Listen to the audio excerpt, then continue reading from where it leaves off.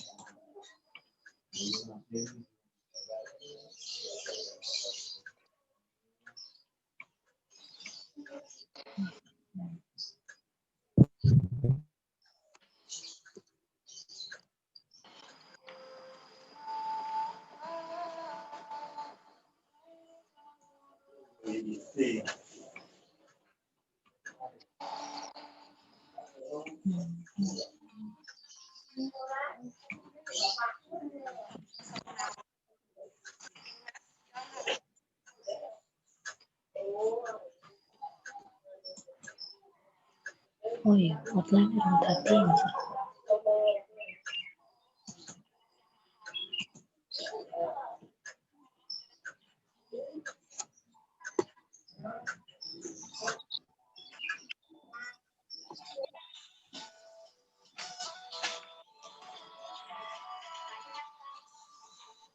Aisyah, mic-nya Aisyah.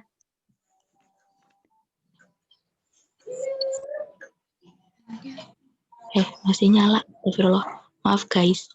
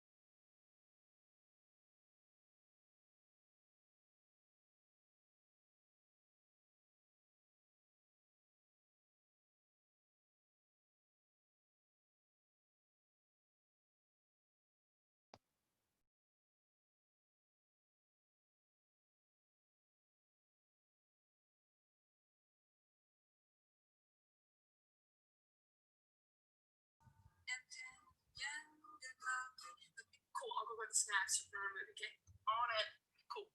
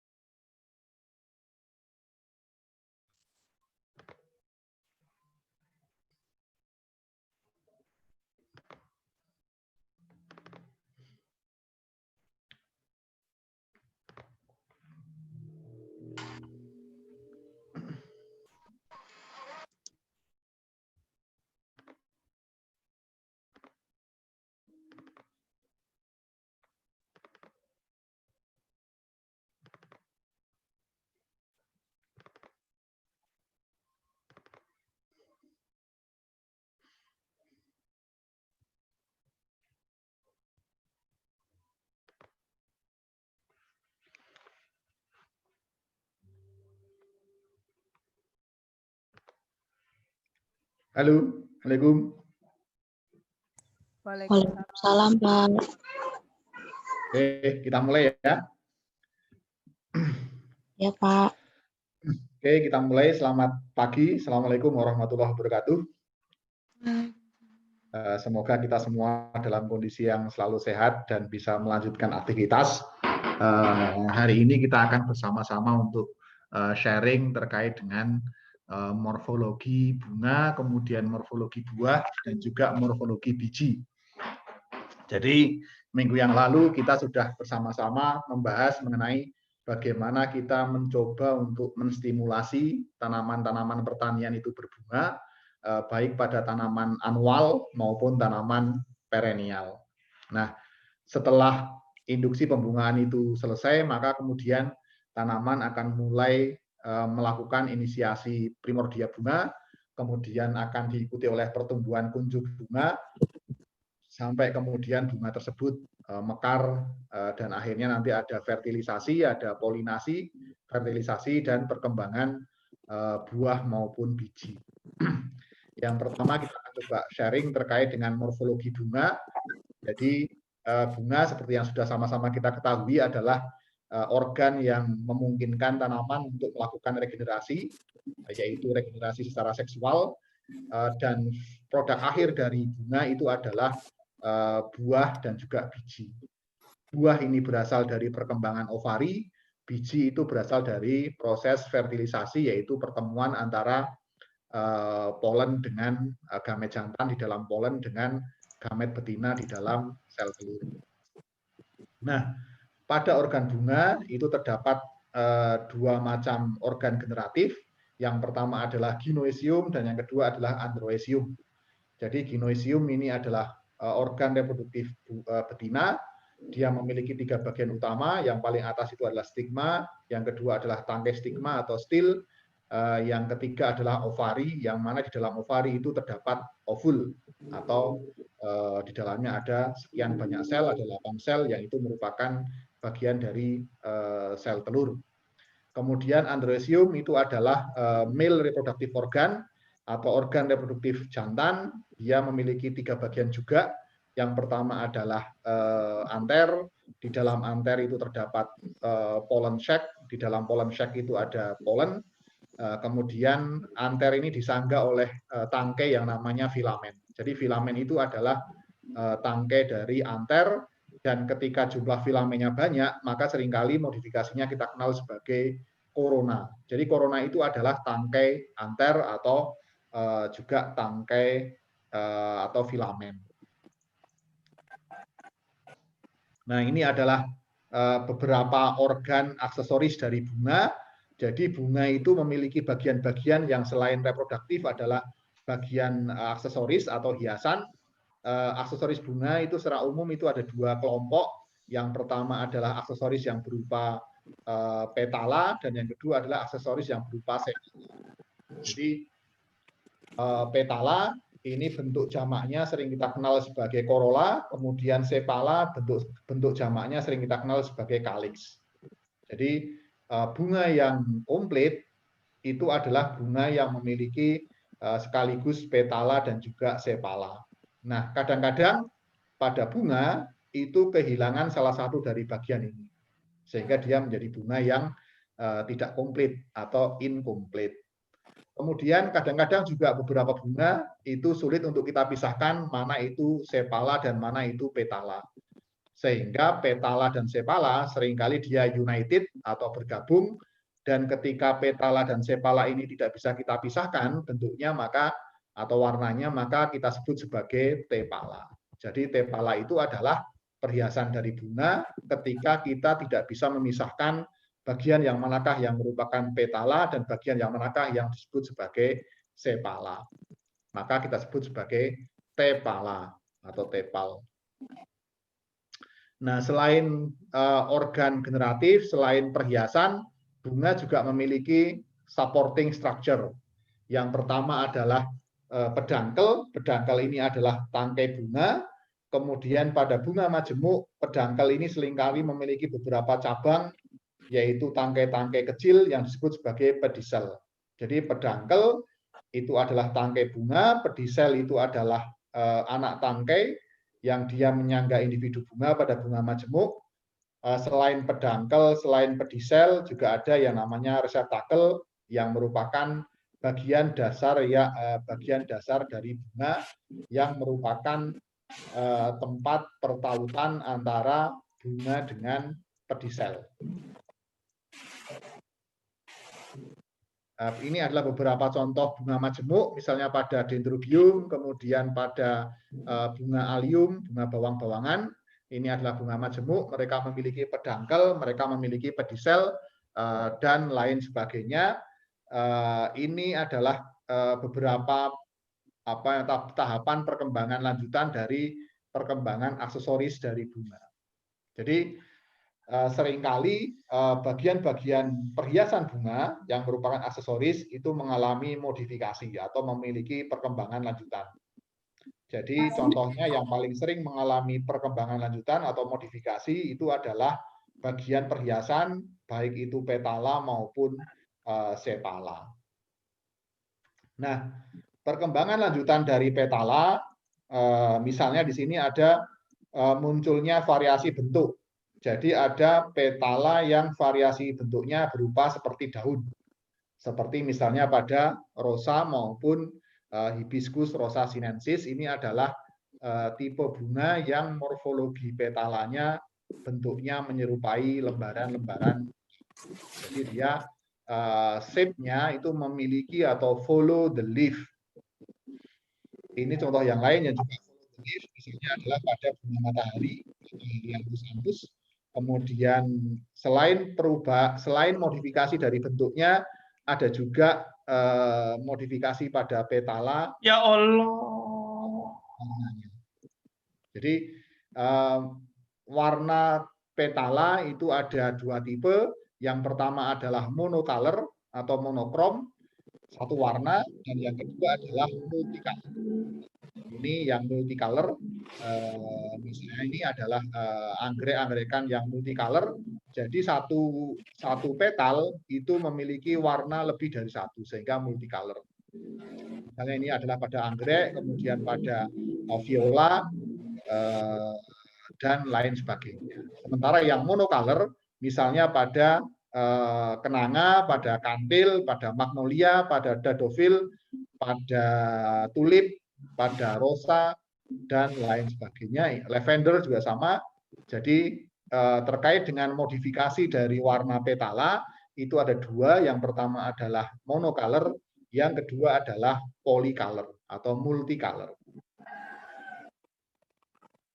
Ini contoh bunga nasional kita, yaitu kenanga.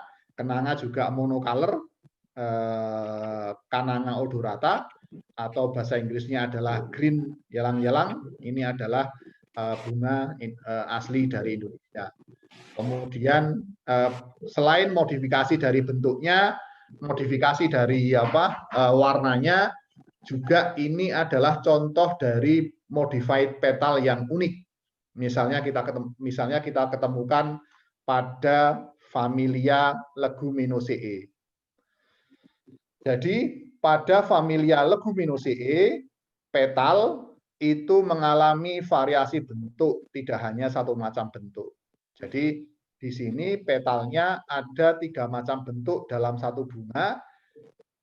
Ada yang disebut sebagai standar atau banner, ada yang bagian tengah kembar itu namanya wings atau sayap, dan yang ketiga adalah petala yang mengalami modifikasi menjadi keel. Jadi apa itu keel? Keel ini adalah bagian dari petala yang dia selalu menutup sehingga memang pada tanaman Leguminosae hampir tidak pernah terjadi cross pollination karena baik itu bunga jantan, baik itu alat kelamin jantan maupun alat kelamin betinanya, dia terkurung oleh suatu organ yang merupakan modified petal yang namanya keel.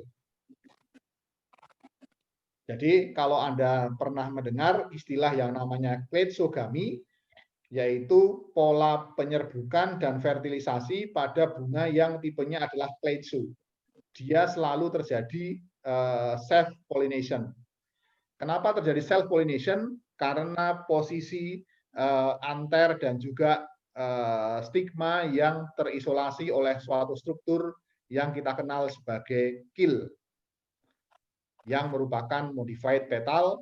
Ini banyak ditemukan pada familia Leguminosae. Jadi Leguminosae tanpa bantuan manusia dia tidak pernah mengalami cross pollination.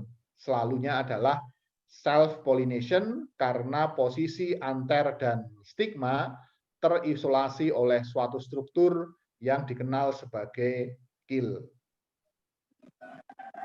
Ini gambarannya yang lebih detail mengenai Leguminosae. Ini ada banner yang paling besar, kemudian di bawah itu sepasang kembar yaitu wing atau sayap, yang menutup ini adalah keel. Jadi baik yang kita sebut sebagai keel, yang kita sebut sebagai wing, yang kita sebut sebagai banner, itu sebetulnya adalah petala yang masing-masing mengalami modifikasi menjadi beberapa bentuk. Jadi tanaman kacang-kacangan yang kleitsogamy itu terjadi karena polen dan putiknya selalu terlindungi oleh petala yang mengalami modifikasi menjadi keel. Contoh modifikasi petal yang lain, misalnya pada Oryza sativa, ini adalah familia Gramineae atau Poaceae. Jadi pada tanaman familia Poaceae atau Gramineae, misalnya pada padi, ada modifikasi petal yang disebut sebagai palea dan juga lema. Jadi petal yang ada sebagian termodifikasi menjadi palea, yaitu ini, sebagian lagi menjadi lema, dan ada yang termodifikasi menjadi bagian yang namanya gloom. Kita lihat detailnya di sini. Jadi ada first gloom, ada second gloom, ada palea, dan juga ada lema. Ini adalah kejadian modifikasi petal yang khas ditemukan pada familia Poaceae atau Gramineae pada kelompok rumput-rumputan atau padi-padian, termasuk padi, kemudian jagung, gandum, sorghum, itu adalah familia Leguminosae. Familia Poaceae. Ada juga modifikasi petal yang lain dan juga sepal, misalnya pada anggrek Phalaenopsis, pada familia Orchidaceae. Pada familia Orchidaceae, di sini ada bagian petal yang mengalami modifikasi menjadi organ yang kita kenal sebagai lip atau labellum.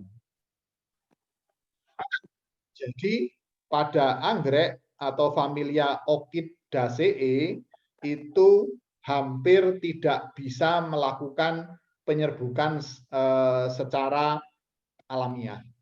Jadi crossing pada kelompok atau fertilisasi atau polinasi pada kelompok Orchidaceae, misalnya pada anggrek, kemudian vanila, itu mereka harus biasanya melakukan assisted pollination. Jadi polinasi yang dibantu. Siapa yang melakukan asistensi atau assisted pollination? Apakah angin, ataukah serangga, ataukah manusia? Jadi karena pada anggrek dan juga vanila, mereka memiliki organ yang namanya lip atau labellum. Ini menyebabkan antara alat kelamin betina dan jantan itu terpisah oleh sebuah organ yang dikenal sebagai lip atau labellum. Nah, lip atau labellum ini adalah modifikasi dari petala. Modifikasi dari petal. Dan lip atau labellum ini dia menjadi isolator sehingga menyebabkan polen dari suatu anter dia tidak bisa secara otomatis menyerbuki stigma dari bunga tersebut karena posisinya terpisah. Oke, itu adalah modifikasi dari petal. Kemudian yang lainnya adalah ini pada tadi anggrek Phalaenopsis, ini adalah Arachnis, juga sama, dia memiliki modifikasi petal menjadi lip atau labellum. Ada juga modifikasi yang lain pada Arachnis yang berasal dari petal, yaitu organ yang namanya gynandrium. Kemudian kalau teman-teman amati di sini, bentuk antara petal dan sepal itu sangat mirip sehingga sulit dibedakan.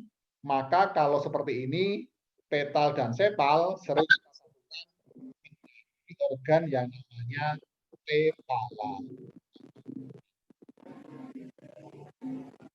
Ini contoh lain dari modifikasi petala yang lain pada kantong semar atau Paphiopedilum. Jadi pada Paphiopedilum ada modifikasi dari petal yang berkembang menjadi kantong, sehingga tanaman ini sering disebut sebagai kantong semar.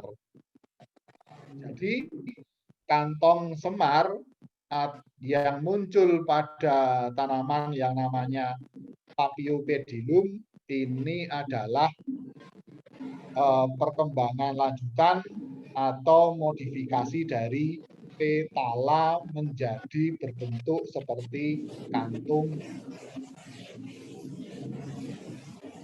Kemudian yang lain juga yang biasanya ini banyak muncul pada musim hujan, awal musim hujan, ketika peralihan dari kemarau ke hujan, itu seringkali pada tanaman-tanaman Amorphophallus, termasuk di dalamnya ada Rafflesia, itu setelah masuk musim hujan, kormus-kormus kemudian mulai berkembang membentuk bunga. Pada tanaman Amorphophallus ini memiliki perilaku yang unik. Apa perilaku uniknya? Jadi kalau pada tanaman lain vegetatif dulu membentuk daun, batang, baru kemudian bunga, tetapi pada tanaman Amorphophallus mereka bentuk modifikasinya, mereka ciri khasnya adalah sebelum mereka membentuk daun, mereka lebih dahulu membentuk bunga. Jadi prosesnya adalah umbi, kemudian dari umbi berkembang menjadi menjadi bunga. Setelah bunganya gugur, baru bunga ini baru kemudian mereka membentuk mereka membentuk batang dan akhirnya membentuk. Demikian. Jadi pada tanaman Amorphophallus mereka memiliki sifat yang khas. Mereka bunganya itu terbentuk terlebih dahulu, langsung keluar dari umbi. Setelah bunganya rontok, baru kemudian terbentuk batang dan akhirnya membentuk daun. Itu terjadi pada kelompok Amorphopalus, termasuk di sini adalah ada Rafflesia. Jadi Rafflesia ini adalah bunga yang berukuran sangat besar. Mereka tidak membentuk batang, tidak membentuk daun, tidak membentuk akar, tetapi langsung membentuk bunga. Setelah bunganya ini rontok, baru kemudian terjadi diferensiasi menjadi batang dan daun. Itu pada Amorphopalus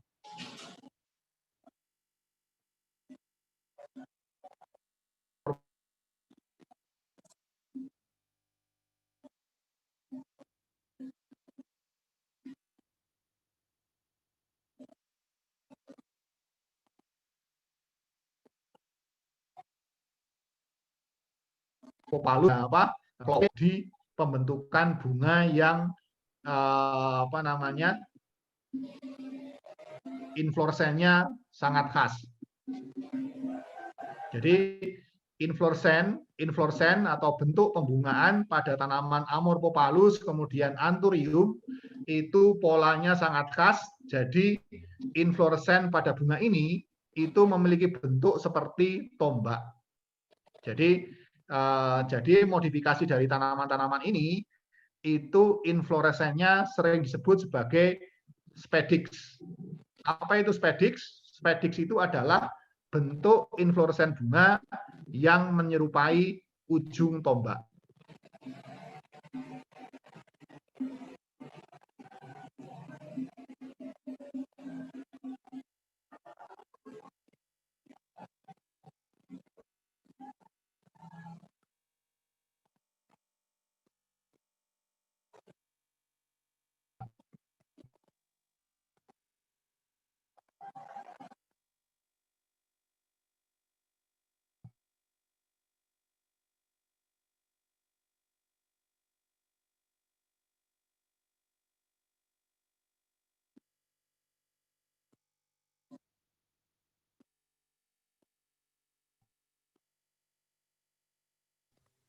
Tes.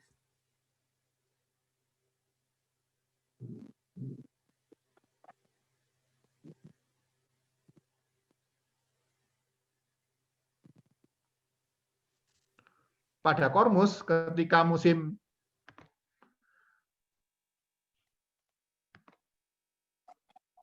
Halo? Halo, Pak. Maaf, Pak. Tadi sempat terputus. Iya. Sempat terputus? Iya, Oke. Pak. Ini apakah PowerPoint-nya terlihat? Belum, Pak.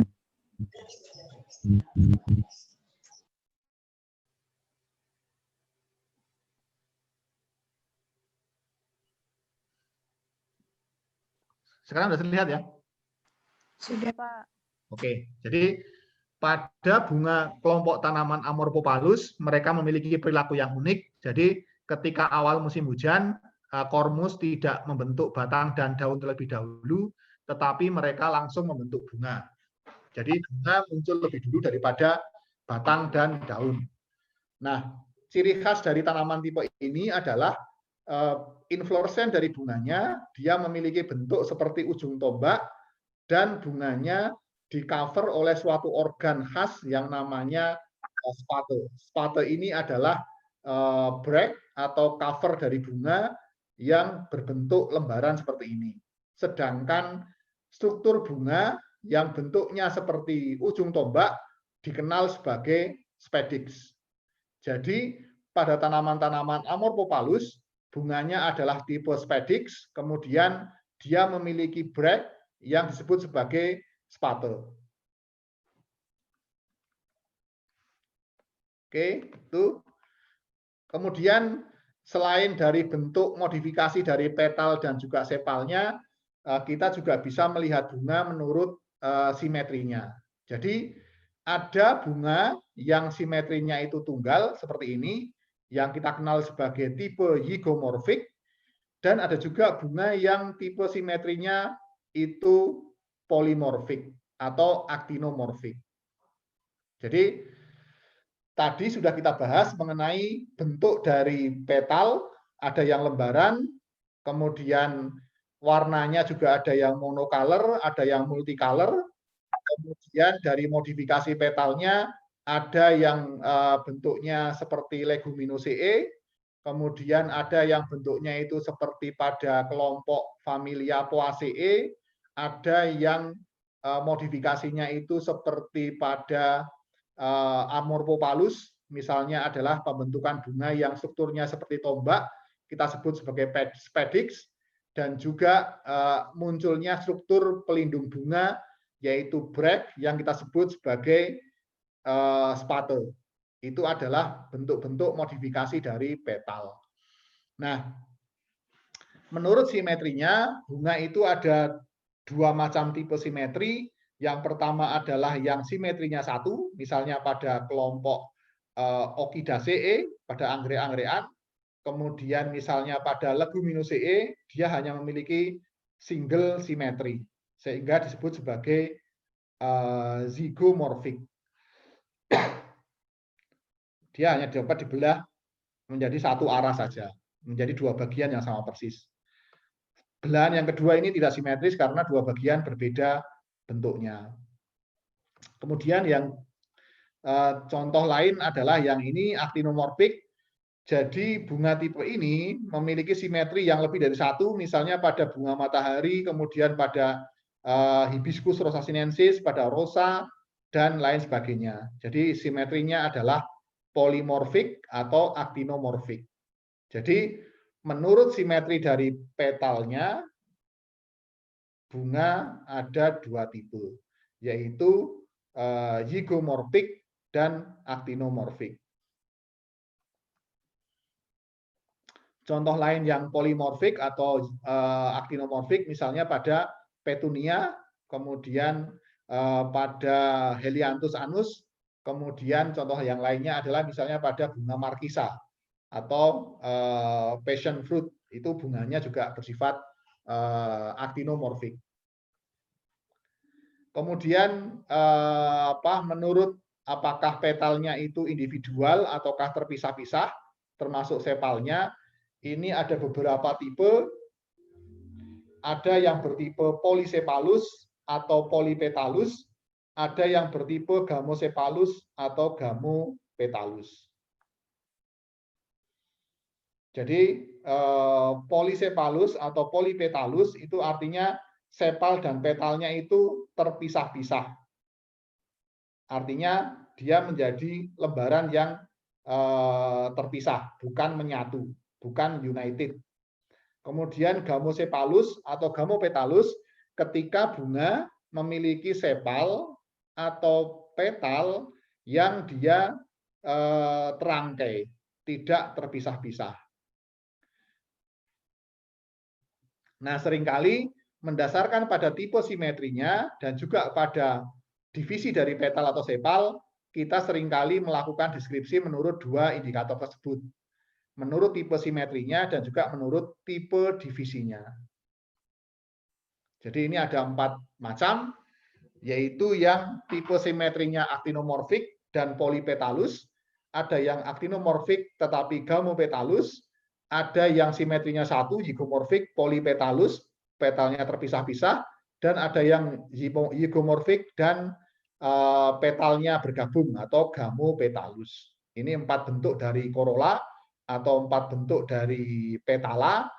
Ada yang simetrinya actinomorphic dan polypetal, ada yang actinomorphic gamopetal, ada yang zygomorphic polypetal, dan ada yang zygomorphic gamopetal. Jadi itu adalah bentuk dari corolla yang umum dijumpai pada bunga yang ada di tropis maupun di subtropis. Jadi corolla itu adalah bentuk plural dari petala. Jadi petala itu kalau satu, kalau dia lebih dari satu, namanya adalah corolla. Sementara kalau sepal, singularnya adalah sepal, sementara pluralnya adalah calyx, yang sebelumnya tadi sudah kita bahas bersama-sama. Nah, ini kalau bentuk dari petal dan sepalnya sulit untuk kita bedakan. Maka ketika demikian, sering kita sebut bukan sebagai petal atau sepal, tetapi tepal. Jadi tepal itu terjadi pada tipe-tipe bunga yang kita tidak bisa memisahkan yang mana itu petala dan yang manakah itu sepala. Nah, ini contohnya misalnya pada passion flower atau pada bunga markisa. Kalau teman-teman nanti pulang atau di rumah memiliki pohon markisa, kemudian mengamati bunganya, maka pada bunga tanaman tersebut antara petal dengan sepal itu tidak bisa kita differentiate, tidak bisa kita bedakan. Sehingga struktur bunga yang seperti ini sering kita sebut sebagai tepala. Nah, di samping itu pada bunga markisa ini juga memiliki struktur yang khas terkait dengan apa? Terkait dengan tangkai anter. Jadi tangkai anternya itu sangat banyak dan berkembang menjadi organ yang kita kenal sebagai korona. Jadi korona itu adalah tangkai anter. Kalau sekarang sedang booming virus corona, nah ini karena morfologi dari virus corona tersebut mirip seperti corona pada bunga, misalnya pada bunga markisa seperti ini. Oke. Nah ini adalah modifikasi dari organ yang lain yang kita sebut sebagai brake. Jadi tadi di awal juga sudah kita sebut ada brake pada tanaman Amorphophallus. Jadi sebetulnya brake ini adalah bukan bagian dari bunga. Jadi brake yang menutup bunga itu sebetulnya adalah lembaran-lembaran daun yang termodifikasi baik dari bentuknya maupun warnanya sehingga tidak berwarna hijau maupun bentuknya unik, bukan seperti daun tetapi lebih menyerupai petal atau sepal. Ini ada juga ditemukan pada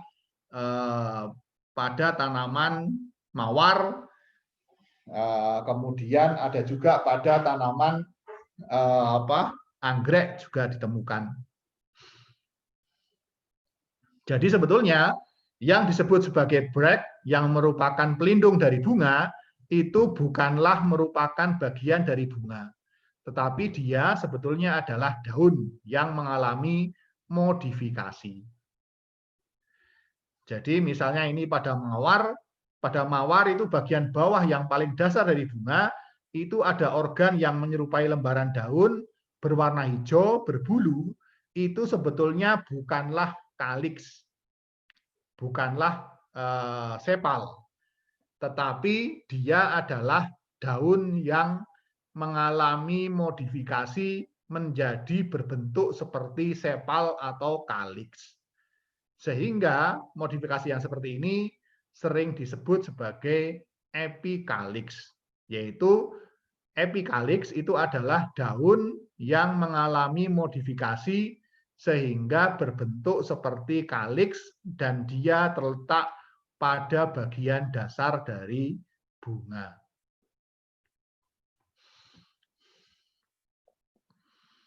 Ada juga misalnya pada yang teman-teman mungkin nanti ini adalah pada, ini contoh yang lain, pada anthurium. Pada kelompok anthurium, struktur dari inflorescen bunganya juga berbentuk seperti ujung tombak. Jadi dia bentuk bunganya adalah spadix, berbentuk seperti ujung tombak. Kemudian bunga yang berbentuk seperti ujung tombak tadi seringkali di-cover oleh organ yang menyelimuti. Itu adalah brake, dan brake ini sebetulnya bukan merupakan bunga, tetapi dia adalah organ daun yang mengalami modifikasi bentuk, yang mengalami modifikasi warna, sehingga seolah-olah dia merupakan bagian dari bunga. Misalnya ini adalah pada anthurium, ini bentuk bunganya spadik seperti ini, di bagian dasarnya ada organ seperti daun berwarna merah, ini sebetulnya bukan bunga, tapi ini adalah lembaran daun yang mengalami modifikasi menjadi organ yang dikenal sebagai brake. Nih, hanya memang pada beberapa bunga tertentu, pada beberapa tanaman tertentu justru brake lah yang lebih menarik untuk dilihat dibandingkan dengan bunganya. Jadi beberapa spesies tanaman mereka memiliki bunga yang warnanya tidak menarik, bunga yang bentuknya tidak menarik, tetapi yang menarik justru adalah modifikasi dari daun. Sehingga seringkali kita keliru dalam menyebutnya dan seringkali kita lebih menyebutnya sebagai bunga dari tanaman tersebut. Padahal yang sebagai bunga itu adalah bagian yang kurang menarik.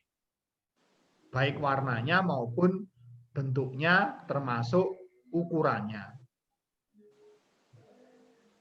Nah, ini mungkin teman-teman sudah sangat mengenal.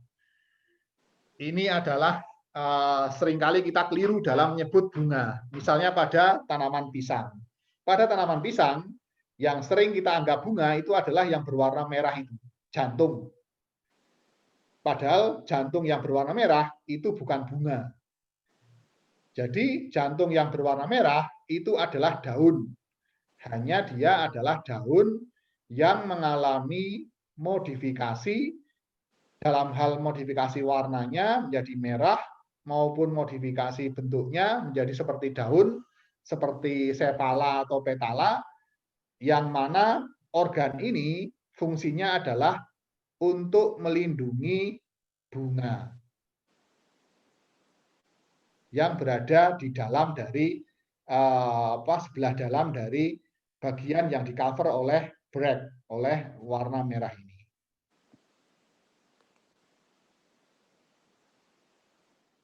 Nah, yang mana bunganya? Bunganya adalah bagian yang terletak di bagian atas di ujung dari calon buah yang berwarna putih atau ini, yang bentuknya mungkin tidak menarik, yang juga warnanya tidak menarik.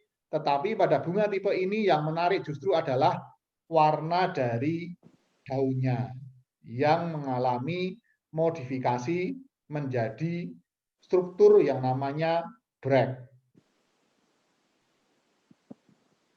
Contoh yang lainnya misalnya pada tanaman bird of paradise, ini juga pisang-pisangan. Ini juga kondisinya mirip seperti tanaman pisang. Oke, kemudian kita masuk ke bagian-bagian dari organ reproduktif bunga. Yang pertama adalah female organ atau gynoecium. Gynoecium ini memiliki bagian yang pertama adalah stigma atau kepala putih. Kemudian yang kedua adalah ada tangkai putih atau stil. Kemudian ada ovari. Dan gabungan antara stigma, stil, ovari sering kita sebut sebagai karpel atau pistil. Dan kalau kita lihat juga pada bagian bawah dari ovari, ovari ini melekat pada tangkai bunga pada bagian yang namanya reseptakel.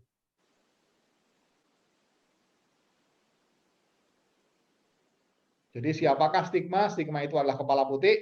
Siapakah stil? Stil ini adalah tangkai putih. Siapakah ovari? Ini adalah bagian yang melindungi ovul.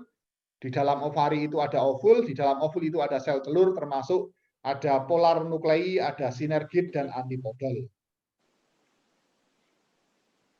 Sekarang kita lihat beberapa variasi pada stigma. Jadi kepala putih itu juga ada beberapa variasi. Ada yang simple seperti ini, artinya satu tangkai putih, satu stigma, tetapi ada juga yang mengalami variasi menjadi seperti ini. Misalnya pada Garcinia atau manggis dan pada bunga markisa. Pada bunga markisa itu satu tangkai stigma memang ada satu stigma. Tetapi di sini dalam satu bunga tangkai stigmanya ada 3, sehingga memiliki 3 stigma. Sedangkan pada tanaman manggis bunganya dia stigmanya hanya 1, tetapi stigmanya ada lebih dari 1. Misalnya di sini ada 6. Jadi ada beberapa modifikasi dari stigma, ada yang simple stigma, misalnya ini hanya ada satu stigma pada satu stil, pada satu bunga, disebut sebagai simple stigma. Yang kedua adalah multi stigma. Nah, yang multi stigma ini ada dua tipe. Yang pertama misalnya pada manggis. Pada manggis itu adalah hanya ada satu stigma. Pada manggis itu hanya ada satu stil, tetapi beberapa stigma. Artinya hanya ada satu tangkai putik, tetapi memiliki lebih dari satu kepala putik dalam satu bunga. Sedangkan pada bunga markisa, pada tanaman markisa, bunganya itu satu bunga memiliki 3 tangkai putik dan masing-masing tangkai putik memiliki satu stigma. Itu beberapa modifikasi dari stigma. Ada bunga yang satu bunga, satu stil, satu stigma, namanya simple stigma, dan ada yang satu bunga dengan satu stigma, ada satu bunga dengan satu stil, beberapa stigma, misalnya pada manggis, dan ada satu bunga dengan beberapa stigma dari beberapa stil, misalnya pada bunga markisa. Itu adalah ciri khas dari beberapa tipe stigma. Ada simple stigma dan ada bunga yang tipenya adalah multi stigma.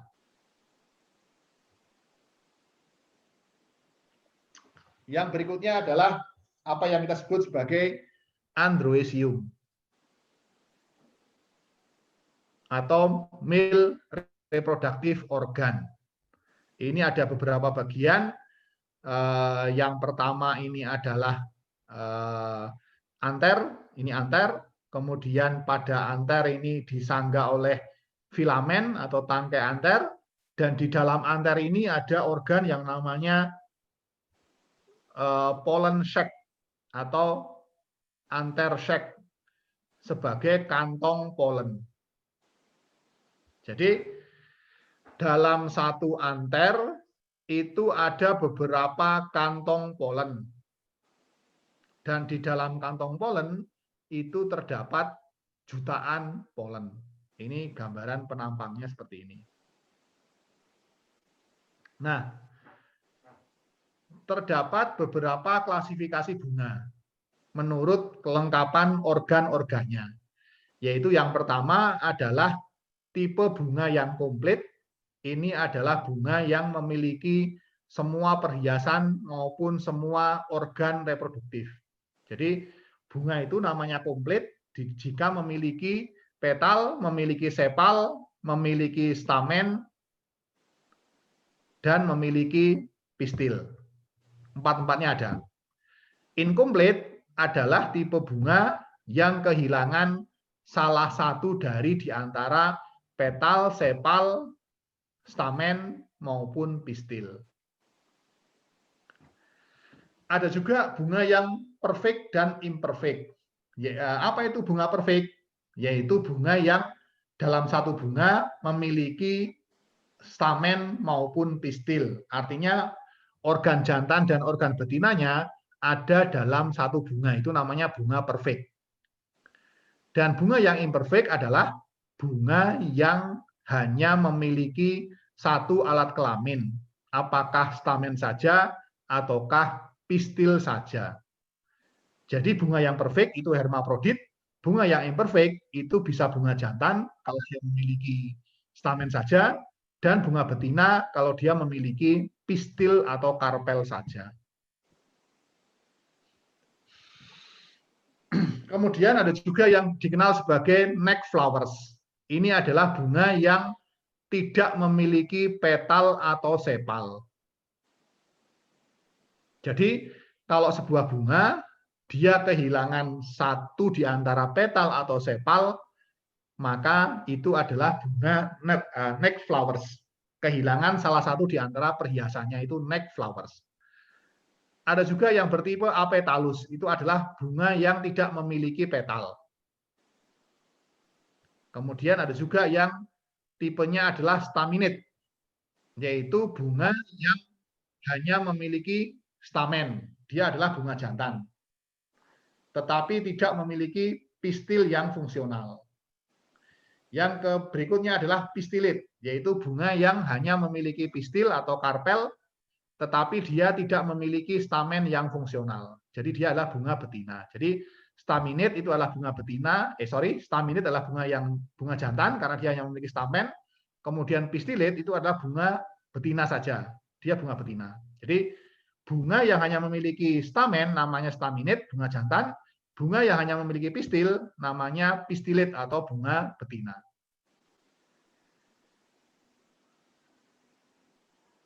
Itu terkait dengan morfologi bunga.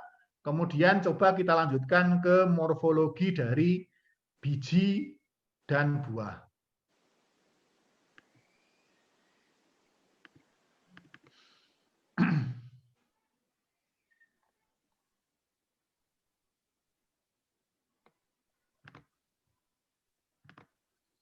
Oke, jadi ini adalah morfologi biji dan buah. Ini kalau teman-teman amati, di dalam ovari itu ada ovul.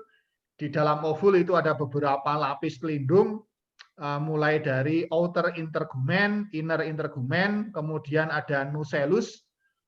Jadi ovari itu memiliki 3 lapis pelindung. Yang paling luar adalah outer intergumen, sebelah dalamnya adalah inner intergumen, dan yang paling dalam atau kantong ovul namanya adalah nucellus. Nah, ketika nucellus kita gabung dengan inner intergumen, outer intergumen, itu menjadi organ yang namanya kalaza.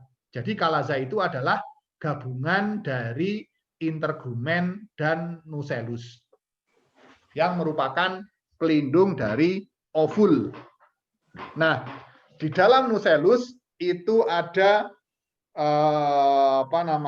di dalam nucellus itu ada sekian banyak sel, ada 8 sel.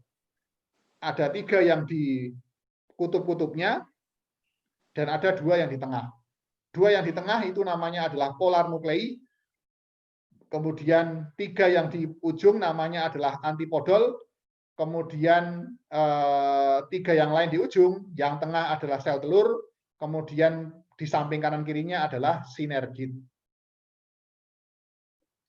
Kemudian di dalam nucellus, pada nucellus itu ada lubang yang namanya mikropil. Mikropil ini adalah lubang pada nucellus yang nanti akan menjadi jalur masuknya polen untuk membuahi sel telur.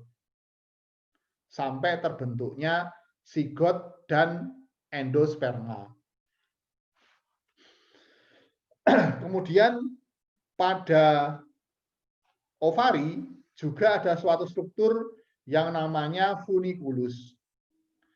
Apa itu funiculus? Funiculus ini adalah struktur yang menghubungkan ovari dengan plasenta.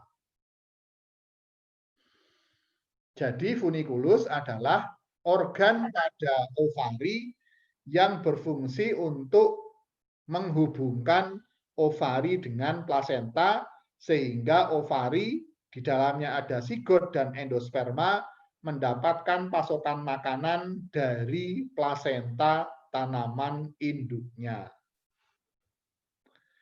Ini ada lubang namanya mikropil, adalah lubang sebagai jalur untuk masuknya polen ke dalam ovari, yang nantinya polen akan membuahi sel telur, baik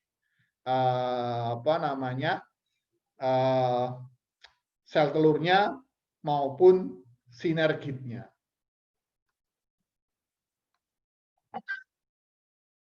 Ini adalah perkembangan dari embryosek. Ada first mitosis, ada second mitosis, ada third mitosis. Dari 1 sel menjadi 8 sel. Ini namanya adalah proses megagametopit atau perkembangan dari gamet betina. Dari 1 sel menjadi 8 sel melalui 3 tahapan mitosis. Setelah mitosis yang ketiga, ke-8 sel yang tadi di tengah itu akan mengalami polarisasi. 2 akan tetap di tengah sebagai polar nuklei, kemudian masing-masing 3 akan kekutub menjadi antipodol, sel telur, dan sinergit.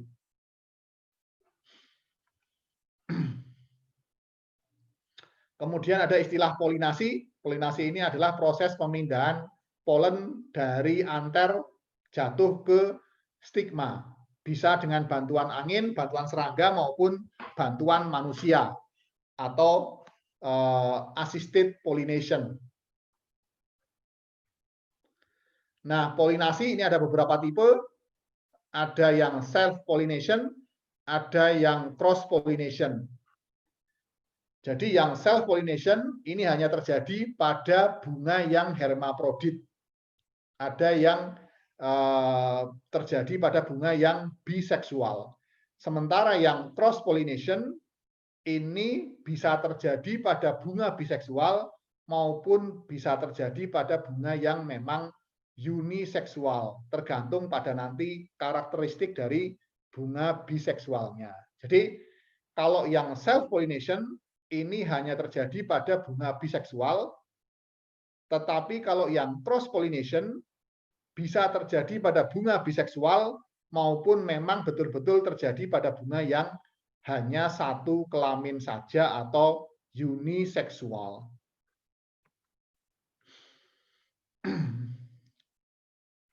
Misalnya ini, kenapa terjadi self-pollination? Yang pertama, kasusnya adalah homogami. Ini terjadi pada bunga multiseksual atau biseksual ketika dalam bunga biseksual tadi antara anter dengan stigma itu dewasa bersamaan.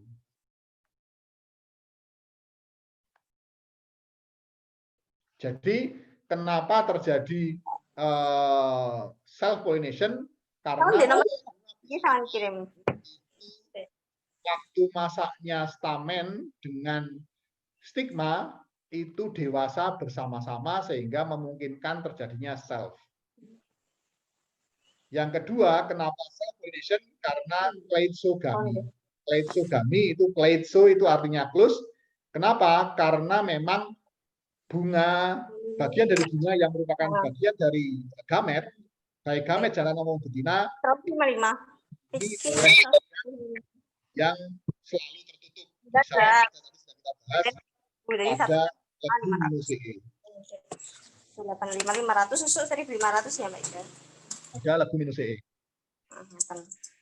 Oke, jadi ada beberapa hal yang menyebabkan kemungkinan terjadinya self-pollination. Yang pertama adalah memang bunganya itu harus biseksual. Dan syarat berikutnya ada 2 kemungkinan. Yang pertama yaitu homogami, artinya gamet jantan dan betina itu masak bersama-sama, dewasa bersama-sama. Yang kedua adalah kleitsogami, karena baik gamet jantan maupun betina, dia di cover oleh suatu organ yang tidak bisa membuka, misalnya pada legu minuseae yaitu berupa kil, sehingga tidak mungkin terjadinya cross pollination.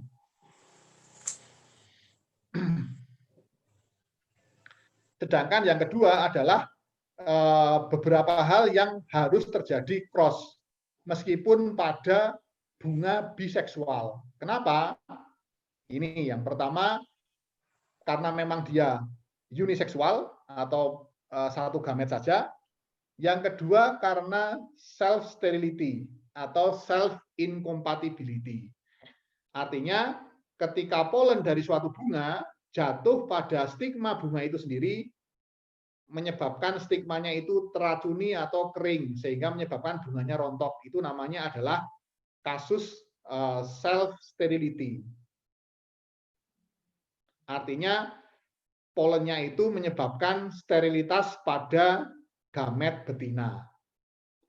Atau yang kedua, yang ketiga, faktor terjadinya cross atau mencegah terjadinya self itu karena kasus yang namanya dikogami.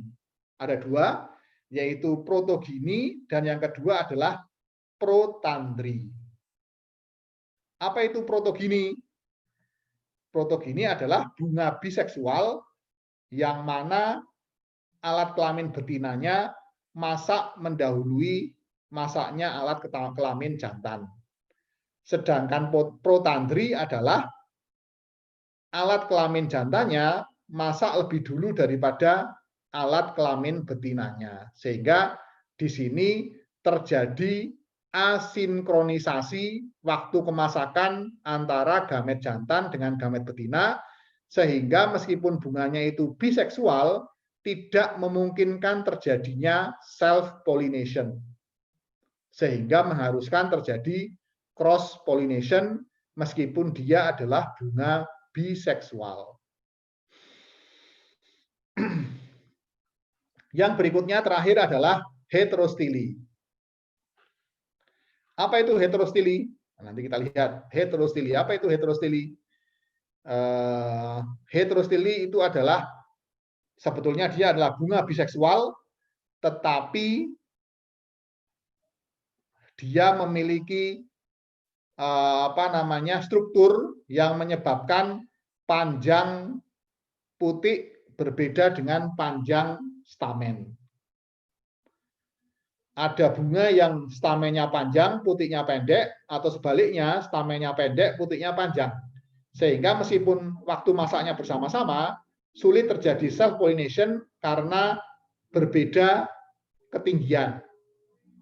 Sehingga lebih memungkinkan berlangsungnya cross-pollination dari bunga yang lain sebelahnya yang memiliki panjang stamen maupun panjang pistil yang homogen.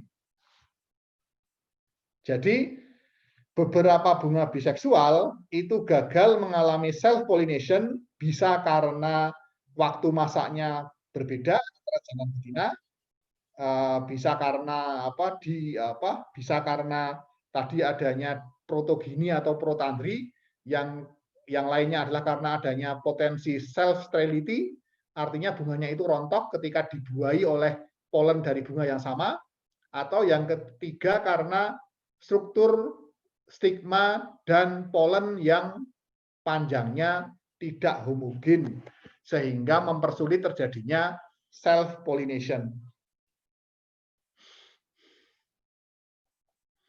Kemudian ada fertilization. Apa itu fertilization? Ini adalah penggabungan gamet antara gamet jantan dengan gamet betina. Nah, pada tanaman ini sering disebut sebagai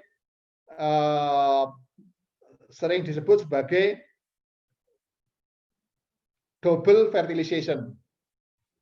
Jadi berbeda halnya dengan hewan, termasuk manusia, proses perkawinan pada tanaman itu disebut sebagai double fertilization. Kenapa?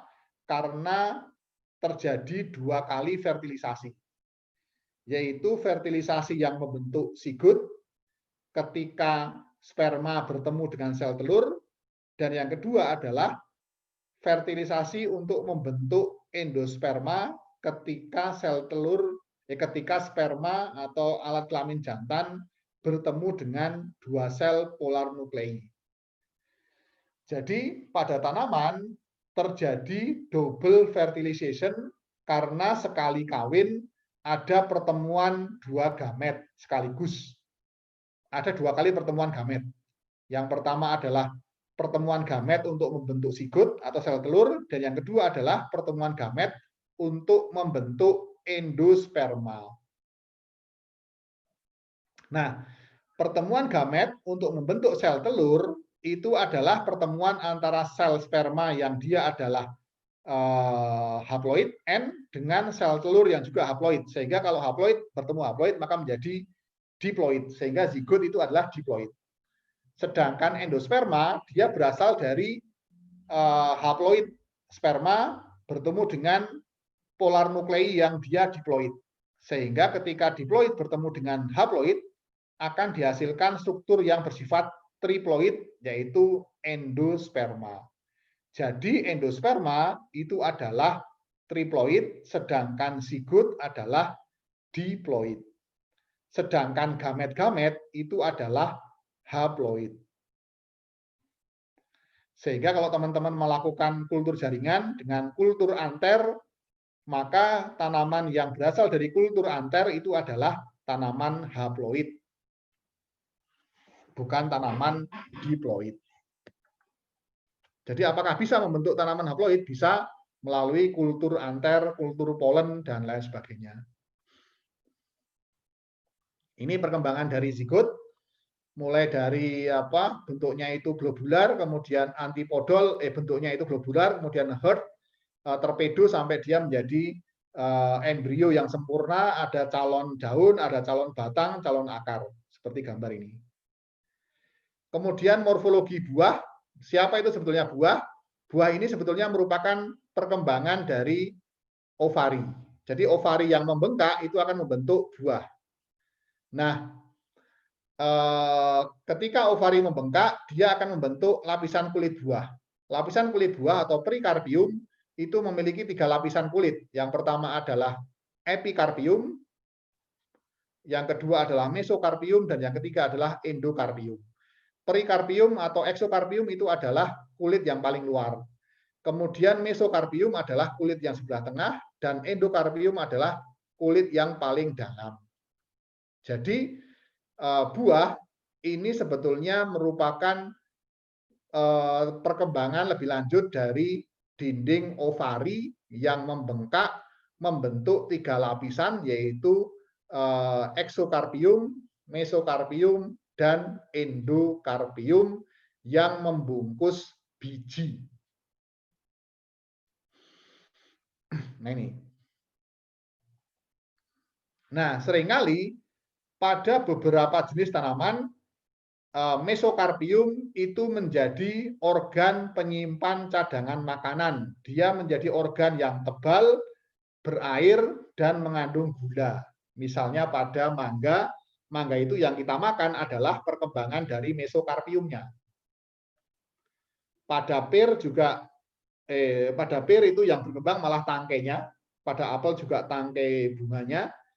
Pada mangga ini mesokarpium, pada peach ini juga mesokarpium, pada plum juga mesokarpium. Jadi kalau dari 3 macam bagian tadi, baik itu ekso, meso, dan endo, yang sering menjadi tempat cadangan makanan itu adalah mesokarpium. Jadi yang sering dimakan manusia itu adalah bagian yang namanya mesokarpium.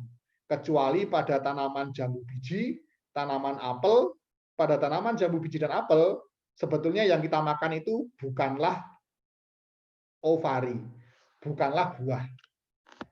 Tetapi yang kita makan pada apel dan juga jambu biji, yang kita makan sebetulnya itu adalah batang.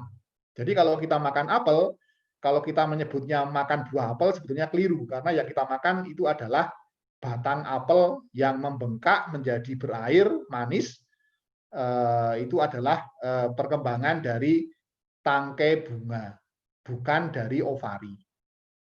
Jadi baik itu apel, jambu biji, yang membengkak itu bukanlah dinding ovari, tetapi yang membengkak adalah tangkai bunga.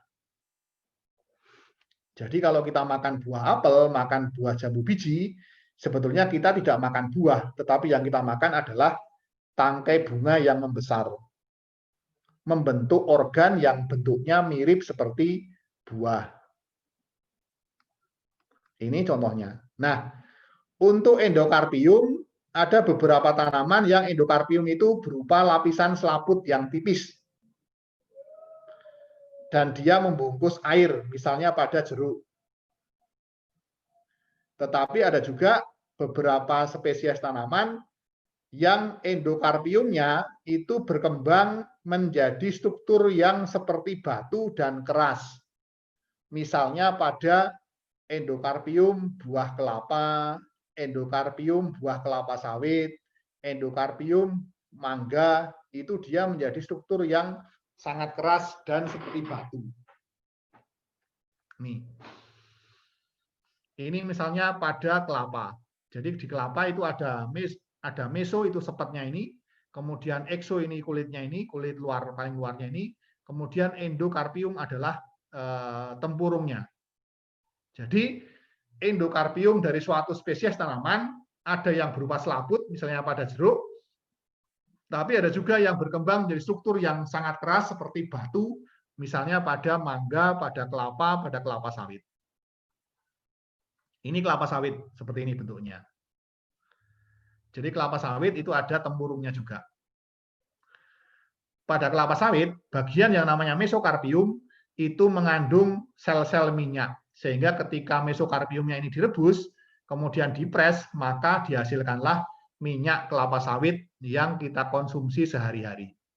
Jadi, pada tanaman kelapa sawit, minyak yang dihasilkan bukan berasal dari endospermanya, tapi dia berasal dari minyak yang disimpan pada bagian sabut kelapa sawit.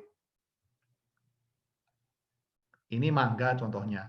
Mangga juga menghasilkan struktur endosperma, mangga juga menghasilkan struktur dari endokarpium yang menjadi lapisan keras seperti batu.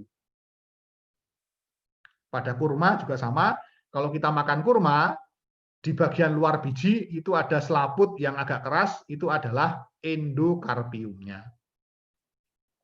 Hanya tidak sekeras pada kelapa dan pada kelapa sawit, meskipun ini sama-sama dari keluarga Palmae. Oke, mungkin demikian yang bisa saya sampaikan terkait dengan morfologi bunga, terkait dengan morfologi buah, maupun morfologi biji. Mungkin ada teman-teman yang ingin bertanya, waktu kami berikan kurang lebih mungkin 5 menit. Dipersilakan kalau ada yang mau menanggapi. Silakan. Pak, izin bertanya, Pak. Oke, silakan. Apakah recording ini bisa dibagikan, Pak? Ya, nanti Bu Afia akan mencoba untuk mengambil recordingnya ini, kemudian nanti akan diupload di Elisa. Betul begitu ya, Mbak Afia?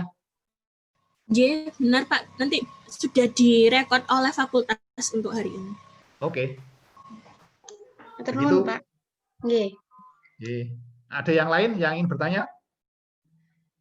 Jadi ini mudah-mudahan nanti teman-teman menjadi lebih paham mengenai botani dari bunga, botani dari buah dan juga biji, karena memang ada beberapa karakteristik yang khas mengenai morfologi dari bunga, morfologi dari buah dan juga biji yang ini akan sangat penting kaitannya dengan aktivitas teman-teman kalau nanti menjadi seorang pemulia tanaman. Kalau mau jadi pemulia tanaman, kalau mau menyilangkan kedelai atau kacang-kacangan itu harus bangun pagi-pagi, subuh. Kenapa? Karena anter maupun pistil dari tanaman kacang-kacangan itu dia akan dewasa ketika pagi-pagi itu. Jadi teman-teman harus paham kalau mau menjadi pemulia, harus paham mengenai behavior atau perilaku dari alat-alat kelamin masing-masing bunga pada masing-masing spesies, karena perilakunya itu sangat spesifik. Mungkin ada yang mau bertanya?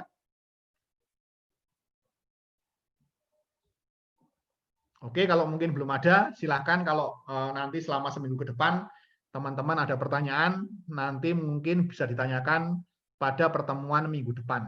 Nanti silakan ditanyakan, tidak apa-apa, nanti akan coba saya tanggapi. Oke, mungkin untuk hari ini sementara cukup sampai di sini.